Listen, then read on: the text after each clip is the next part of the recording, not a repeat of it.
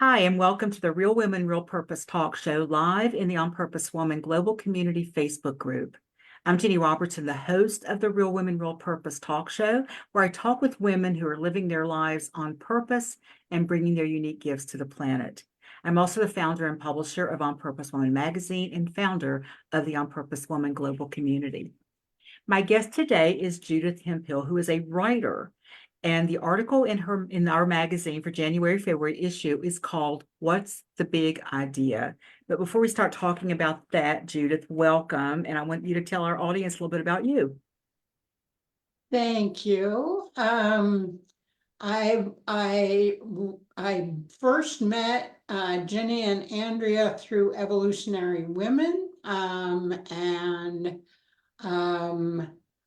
I'm a big fan of Barbara Marx Hubbard, and I don't spend nearly enough time with other on-purpose women, but maybe that's about to change. And so here we are. Here we are. Well, this article that you wrote was actually from a memoir that you wrote. What's the title of that book? My son asked me to write my memoir, and it's called Judith, the Story of a Lifetime. Hmm. And the link to that is in the text of this video. So if you are really fascinated by some of the things Judith talks about, she's told me some of the chapters. They sound pretty interesting. Click on that link and find out what her book is all about. But as I mentioned, for this article you wrote, "What's the Big Idea?" And when I saw the title, I had no idea what it was going to be about. But you talked about big ideas in a different kind of way, I think. And you had a kind of a mentor, I think, that you learned about this whole idea of the big idea. Can you say a little bit about what's a big idea in your world, at least? Parker Palmer introduced me to the idea. He's written some wonderful books. Um, a big idea is it's like an aha, a container um, for a way to make a lot of things make sense.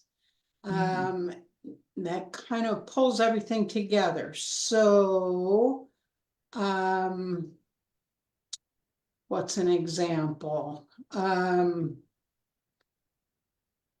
We are surrounded by abundance. Well, that sounds like a perfectly simple sentence until you start to think about it, and then the ripples of that thought get bigger and bigger, because we tend to live in a mindset of scarcity and there's not enough, because there's not enough for everybody. Oh, who's going to get left out? Oh dear, oh dear, oh dear. But if we think with the big idea of we're surrounded with abundance, then everything shifts. But it's such a simple declarative sentence and so easy to remember. So Yeah. And if we really believe that and embody that, there would be no scarcity. Nobody would be left out, right? Yeah. So a big idea can have within it a zillion solutions to a problem, correct? correct, Okay. absolutely. Yep. And so I went through, and I was telling you before we got on here that I just absolutely loved your article, and I loved every one of the big ideas. You went through like 9 big ideas as examples, and I read your article to my husband before we even published it because I was so impressed with the big ideas. I resonated with every single one of them.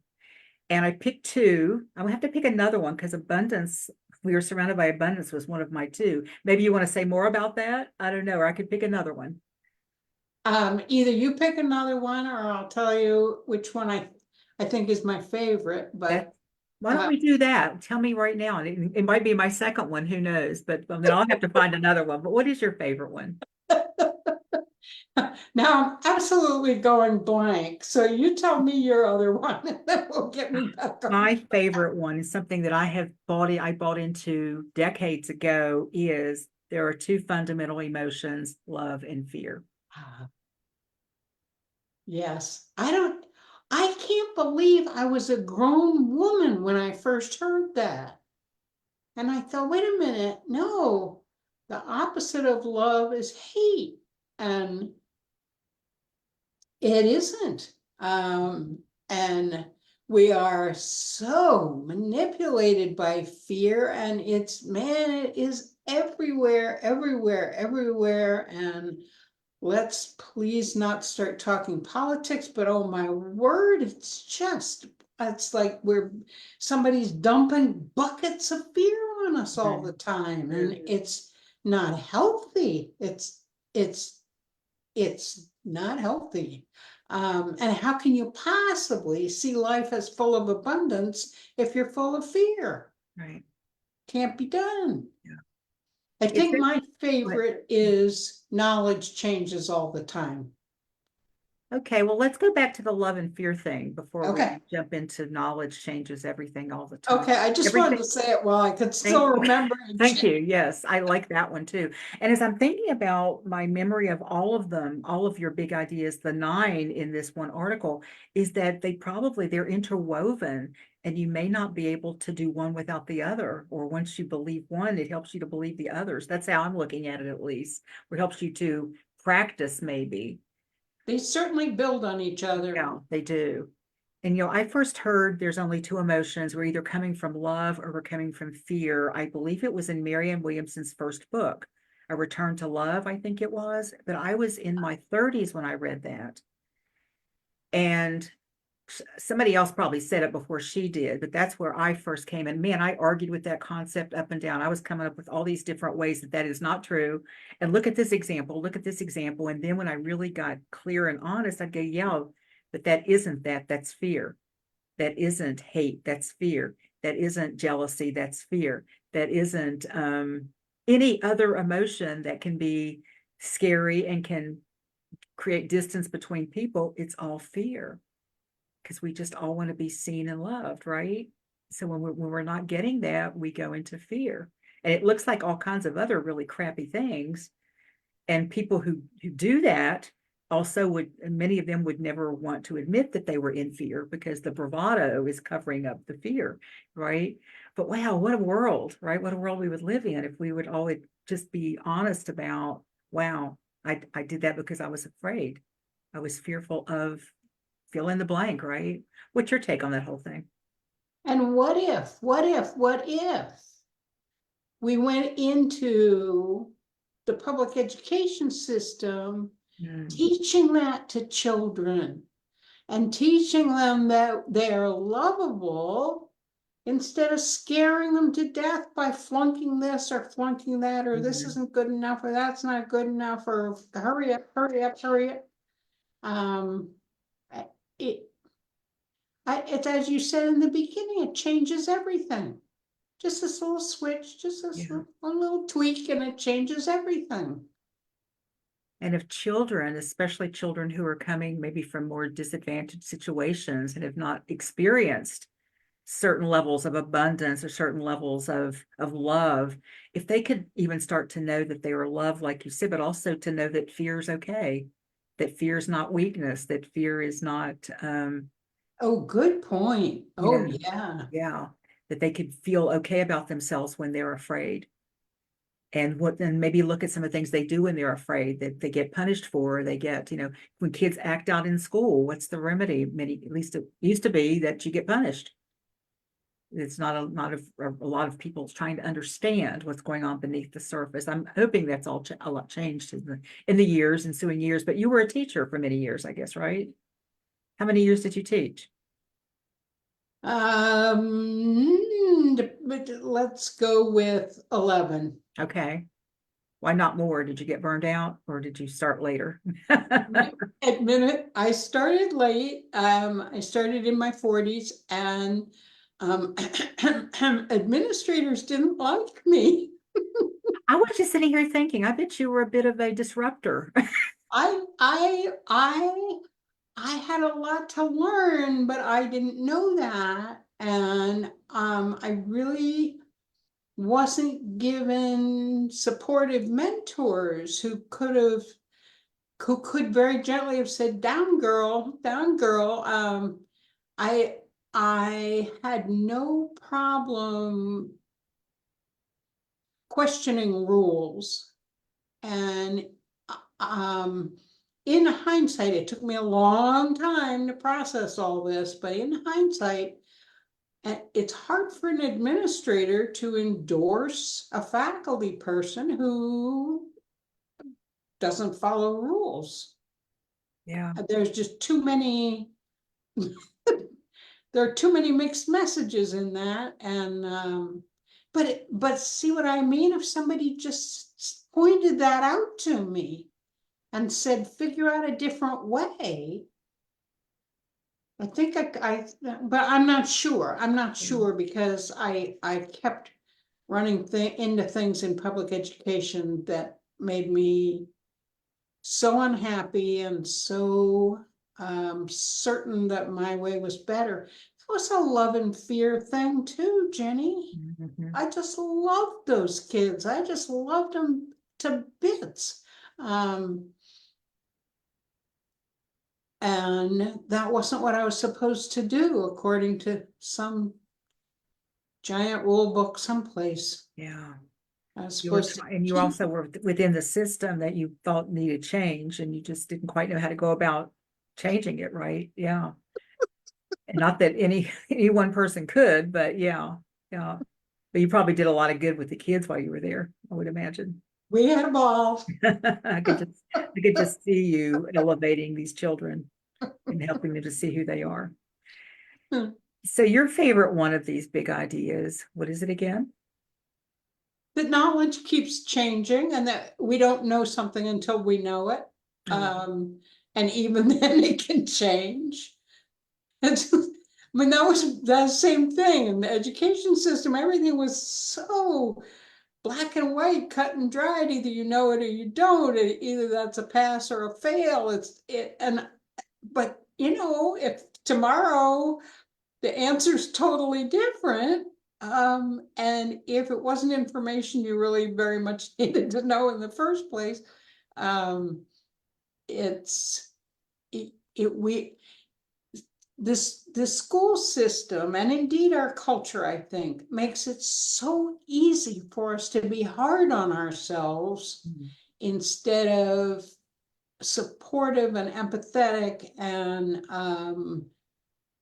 open to dialogue and open to possibility and open to change and open to paradigm shifts. Mhm.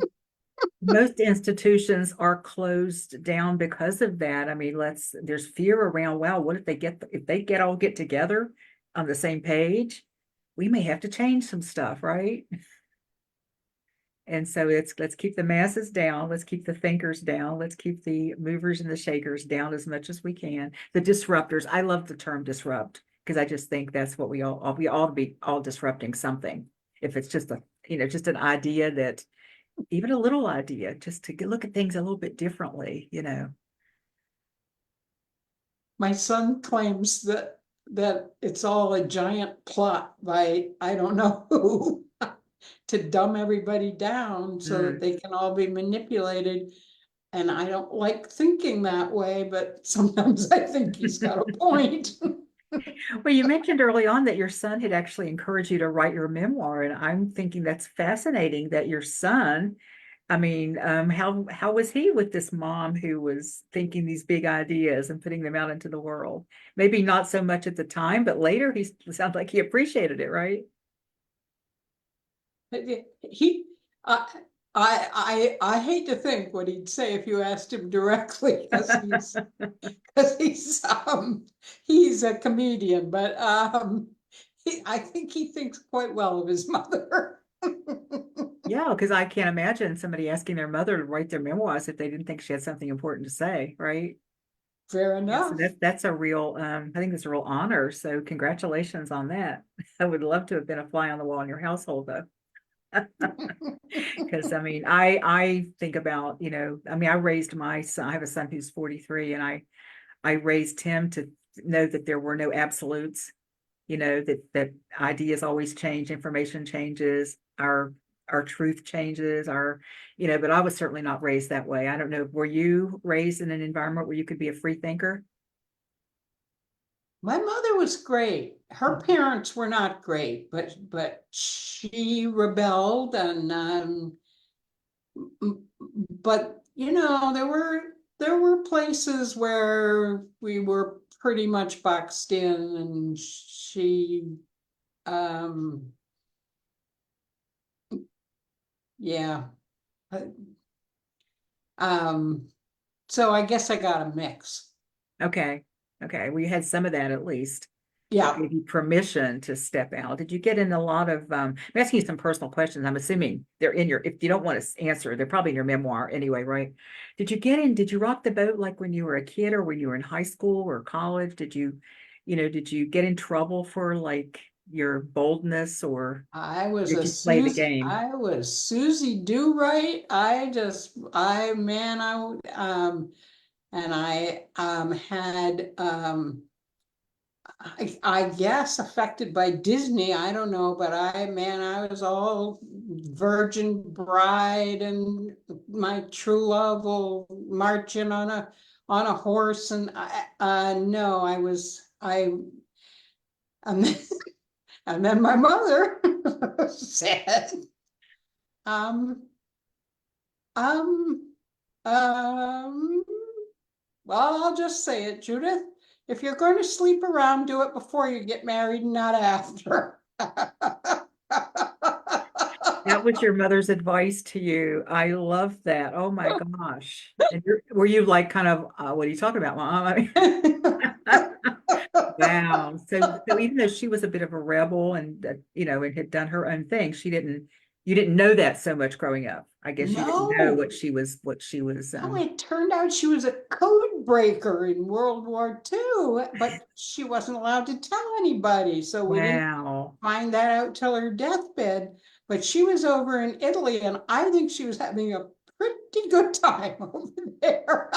It wasn't just code breaking that she was doing then, huh? But imagine having that kind of responsibility and then coming back to the United States and being told, well, you can't even work there. There are men coming back to get those jobs. So go stay home and take care of your kids, right? Yep. That must have been challenging for a woman with that kind of brain and opportunity that she'd been given. Wow, Yeah, that's I fascinating. I don't envy her. I don't know.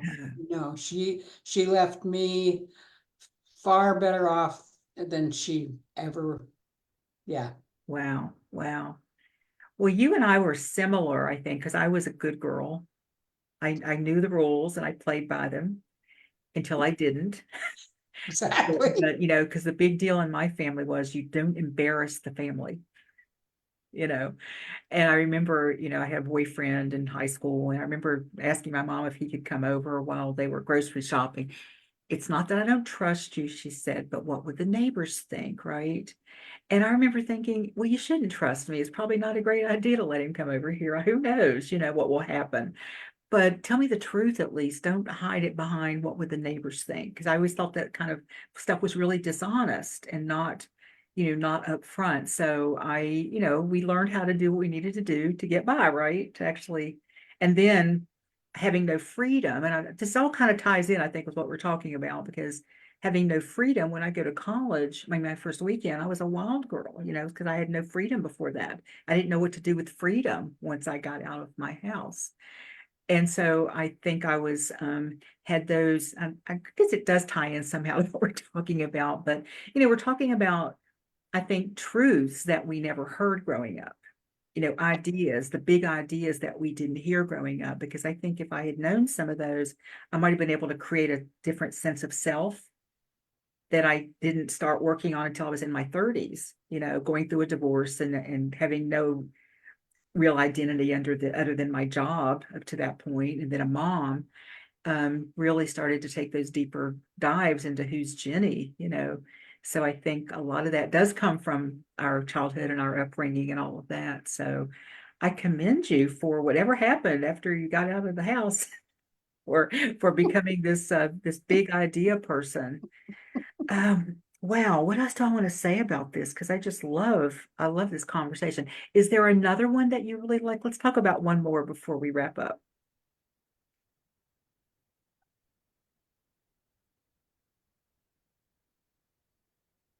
Or I can go look at my list really quick if you want me to pick one. Yes, please. Okay, let's see. Um, there's so many good ones.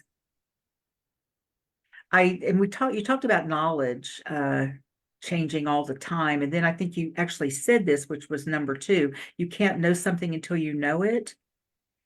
But I think that's such an important thing for people to embrace when they feel like, oh, I should have known that. Or what a dummy I was for not knowing that. Or I can't believe I let that happen. I mean, what grace is in that statement? So say more about that and how that showed up in your life. In so many ways. I mean, funny little things like I had to call my mother and ask her whether or not you eat the skin of brie because I didn't know. Nobody ever told me whether you do or you don't. And yet when you get into a relationship, and somebody, it's, you in relationship, you tend to push each other's buttons without knowing. But there again, if you didn't know that, whatever it might be, the color purple makes somebody sick to their stomach. If you didn't know, you didn't know. Mhm. And you can beat yourself up, you can be devastated and so remorseful, or you can feel like a fool. Oh, everybody must have known that except me. No, they didn't. The people who know it, and the people who don't know it still don't know it. And um, actually, once you do know something, then you turn into one of the people who already know it. And it's very easy to make somebody who didn't know it feel stupid, even though there was a time when you were one of the ones who didn't know it. Wow. So it's one of those funny Wow. places which we get trapped. Yeah. Oh, and I think women, especially for since the beginning of time, have felt like we didn't know something, we were dumb, we didn't know it, we should have known it, we didn't know it, or we didn't know it perfectly, or we just always messing up, always feel like we're messing up.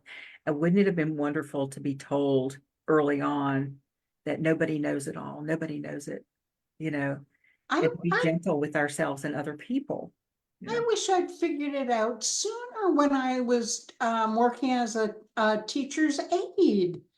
The kids who didn't know the answers on the quizzes didn't know the answers on the quizzes, so they didn't know them. So a whole lot of people wouldn't have known. Their parents might have not known. It's not knowing is not a sin. Mm, mm. And those children who didn't know the answer on the quiz, in most cases, were just given a big fat red F, and Mhm. really nothing much was done to find out why they didn't know the answers or what help, if they're answers that you think they have to know. In many cases, they are to get out of high school or, to actually leave school intact. That the rules say that you have to know these certain things or you have to know these certain things to get into college. Then we should have figured out, I think, how to help more people know those things that we thought were important, or to change the system if they needed to know it. That might have been a better place to go. Like, I mean, I think back to elementary school and how everything was about memorization. I Everything. think you and I should change the system, Ginny. Okay. Have you got enough free time? All it takes is a tweak here and a tweak there to get something moving, right? Did you say that I think you told me before we got on that you're going to write a book about the education system, right? I actually wrote a book about education called Elephants in the Classroom, how to navigate the hidden agendas in the education system. And it was our dear friend Andrea who said, get that book back out. I want to see it. And so I I think she's right. And I have things I want to say, and so I can't promise it'll be ready anytime real soon. Probably needs a little bit of rewriting at this stage, right? But yeah, but at least you got a place to start with. So I think you really should get that book out there. That's something within your power to do without having to change anything else, right? Yep. It's needed. It sounds like it's needed. Oh, my heart goes out to teachers. Oh, Yeah. and I've got some wonderful, wonderful stories. Yeah, we need that because teachers get blamed for far too many things, I think, with far too little resources. I was going to be a teacher, but I didn't really like kids that much. So I decided it wasn't really a great career choice for me, but I was being forced into it by my parents. They chose my college, they chose my major, and I showed them. I left college and got married. And then my first serious employer said they would let me finish my education, but I had to do what they wanted. So I went from being a, let's see, secondary education with a concentration, well, English, I think it was called language arts at the time. And then I go from that to business administration with a concentration in finance.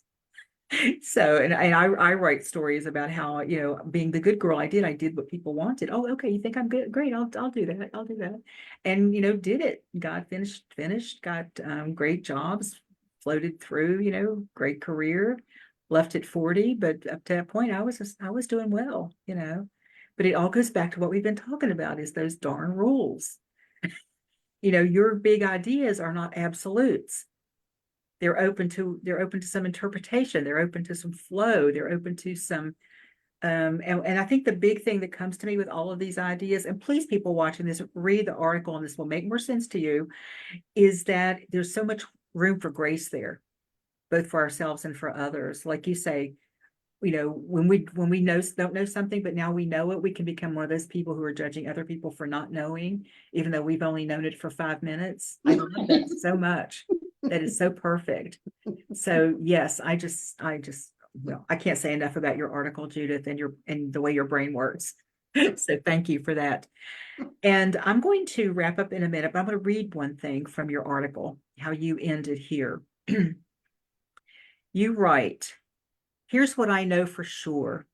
We are now an interconnected and mutually dependent planet. We have seen ourselves from space, and we have invented the internet network. Our economies depend on each other, and we finally almost come to terms with the fact that the environment belongs to us. Some of us are still blowing each other to bits as though that will resolve something, but at least there are massive global protests about it now. I believe we are growing and learning, however slowly and clumsily. The more of us who do that individually, the more likely we are to cross some critical threshold, some mass that tips the balance to preserve ourselves rather than annihilate ourselves. And you end with the 9th big idea on your list. Therefore, whatever our day job, our primary job is bringing about the changes humanity needs to survive is simply this. Every day, bring as much love into the world as possible. It's that simple. Every day, bring as much love into the world as possible. Goosebumps. How does it feel to have somebody else read it out loud? To go, oh, isn't that brilliant? I wrote that. That's brilliant, isn't it? I love it so much. And it's such a simple thing that we can all do is bring more in than we take away, bring more love in. And the high vibe, energy, that all, even when we're thinking we're not doing anything, Exactly. that does something. I get all mired down in ain't it awful? Oh God, I can't believe this is happening. I can't believe we're doing this as a society. And I realize I'm just contributing to that energy that is not, it's not a big idea. It's an idea, it's an old idea, right? It's a really old, stale idea that this is how it is. And so, yeah. Are you familiar with that wonderful metaphor about the sugar cube tower? No, I don't think I am. If you take all the old paradigm ideas, the corporate, paternal, patriarchal system as a giant, well-built, well-constructed tower of sugar cubes, realize that what we're doing is just pouring a little bit of water into the foundation that it's sitting on. And that's all we have to do, just pouring a little bit of water. We don't have to confront it. We don't have to argue with it. We don't have to try and change it. Just pour in a little love. Just pour in a little Or a love. little bit of water, and doesn't take much water to start to dissolve And, the tower, does it? and one of these fine days, Wow, I love that. I really do. I can't take credit for that. I don't remember where I heard it, but Oh, Judith, this has been wonderful. Again, I love the article. So please, everyone, go over there and read that and think about where you can pour some water to help dismantle some old ideas or some things that just maybe they never worked, but they're certainly not working now. And do you have any last words you'd like to leave us with? I can't top that, Judith, you know? Yeah, I think that last thing I read says it all right there so beautifully. So thank you. Thank you. Absolutely. Thank you.